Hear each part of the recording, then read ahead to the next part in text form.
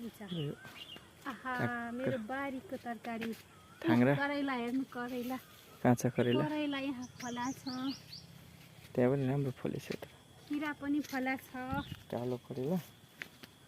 त्यो ठुलो करेलाहरू यहाँ फलेर भर्खर फल्न सुरु गरेको छ अहिले यहाँ भर्खर करेला कस करेला बारीभित्रको यति ठुल्ठुलो बोडी त्यो पनि त्यो गरेर कट गर्छ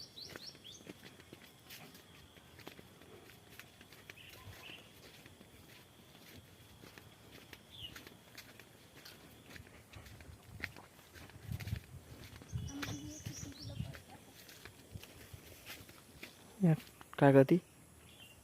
यो बोडी काँक्राहरू बोडीको थाङ यसरी दिएको छ